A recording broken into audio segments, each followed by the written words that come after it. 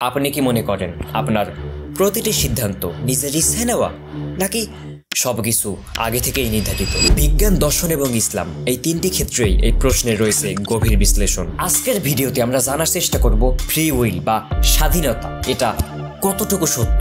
বিজ্ঞানীরা free will নিয়ে ব্যাপক গবেষণা করেছেন। 1983 সালে বিখ্যাত লিবেট এক্সপেরিমেন্টে নিউরোসায়েন্টিস্ট বেঞ্জামিন লিবেট প্রমাণ করেন যে আমাদের মস্তিষ্ক সিদ্ধান্তের সংকেত তৈরি করে আমাদের চেতনার আগেই। উদাহরণস্বরূপ, আপনি যখন আপনার হাত ওঠানোর সিদ্ধান্ত নেন, আপনার মস্তিষ্কের রেড লাইন পোটেনশিয়াল তৈরি হয় 300 মিলিসেকেন্ড অর্থাৎ 0.3 সেকেন্ড আগেই।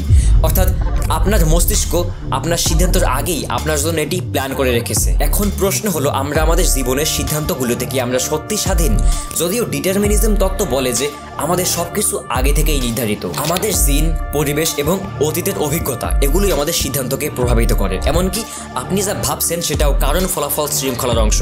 তাহলে ফ্রি উইল কি শুধুমাত্র একটি ইলিউশন? দর্শনেও এই বিতর্ক বহু প্রাচীন। ডিটারমিনিস্টরা বলে যে পৃথিবীর সমস্ত ঘটনা, পৃথিবীর শুরু থেকে শেষ পর্যন্ত সবকিছুই আগে থেকেই নির্ধারিত। আর ফ্রি উইল সমর্থকরা বলেন যে না, মানুষ তার স্বাধীন ইচ্ছার মাধ্যমে তারা সিদ্ধান্ত নিতে পারে। বিখ্যাত দার্শনিক জন লক, ইমানুয়েল কান্ট এবং ডেভিড হিউম এই বিতর্কে ভিন্ন মত দিয়েছেন। এদিকে আধুনিক কোয়ান্টাম মেকানিক্সে বলা হয় যে পৃথিবীর ক্ষুদ্রাতি ক্ষুদ্র অংশে যা কিছু রয়েছে এগুলো এলোমেলো, বরং নির্দিষ্ট নয়।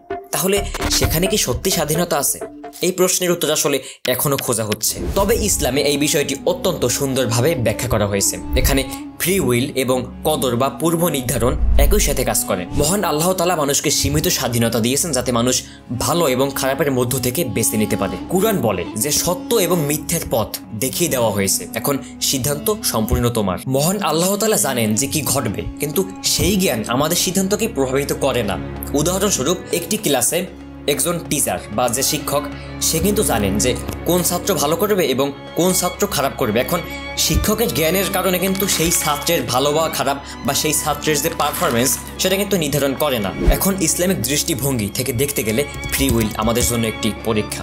ভালো এবং খারাপের মধ্য থেকে বেছে নেওয়ার এই স্বাধীনতাই আমাদের কর্মফল নির্ধারণ করবে, কারণ মহান আল্লাহ তাআলা কোনো ব্যক্তির উপর তার সাধ্যের বাইরে দায়িত্ব দেন না। আচ্ছা, আজ একটা উদাহরণ দিয়ে বলি। ধরুন আপনার সামনে দুটি রাস্তা, একটি ভালো কাজের দিকে আর একটি খারাপ কাজের দিকে।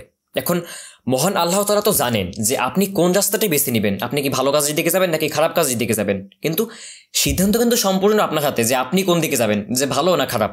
এখন মহান আল্লাহ তাআলার জ্ঞান কিন্তু আপনার সিদ্ধান্তকে কিন্তু প্রভাবিত করে না।